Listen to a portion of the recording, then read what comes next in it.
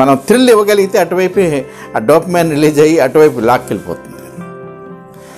అలాగా కొన్ని వారాలు ఈ డిటాక్స్ ప్రాక్టీస్ జరిగిన తర్వాత ఏం జరుగుతుంది, ఒకవేళ 10 weeks 10 days అలా చేశారనుకోండి, మీరు కంప్లీట్గా మీకున్నటువంటి ఈ సోషల్ మీడియా, డ్రింకింగు, ఈ డ్రగ్స్, ఈ ఎంతమంది అలవాట్లని కంప్లీట్గా మానేస్తారా?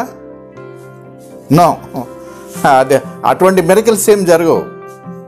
కంప్లీట్గా మానేయటం ఉండదు. ఏం జరుగుతుందంటే సోషల్ మీడియా చూస్తూనే ఉంటారు, మీకు ఇష్టమైన ఫుడ్ తింటూనే ఉంటారు, వీడియో గేమ్స్ ఆడుతూనే ఉంటారు, ఎఫ్బీ తిరుగుతూనే ఉంటారు, డ్రగ్స్, ఆల్కహాల్, సెక్స్, అవన్నీ జరుగుతూ ఉంటాయి.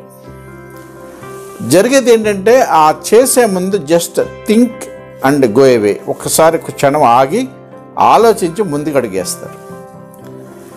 అక్కడ వచ్చినటువంటి బెనిఫిట్ ఏంటంటే, ఇంతకుముందు విపరీతంగా మనము జంక్స్ ఫుడ్ తినేవాళ్ళము కంట్రోల్ చేసుకుంటాం. 3-4 గంటల సోషల్ మీడియా చేసేవాళ్ళు జస్ట్ ఒక ½ an hourకి రిస్ట్రిక్ట్ చేసుకుంటాం. ఆ too much of uncontrollable sex చేసేవాళ్ళు ఒక కంట్రోల్లోకి వస్తారు. టూ మచ్ ఆఫ్ ఆల్కహాల్ తీసుకునేవాళ్ళు, రెగ్యులర్గా ఆల్కహాల్ తీసుకునేవాళ్ళు ఒక వీక్లీ వన్స్, లేదా 4 pegs ఆల్కహాల్ తీసుకునే వాళ్ళు 2 pegs. ఆ ఫ్రీక్వెన్సీ అనేటటువంటిది అలా పెరుగుతూ ఉంటుంది. దీనికి తోడు ఏమవుతుందంటే ఒక ఆలోచన విధానంలో కూడా మార్పు వస్తుంది.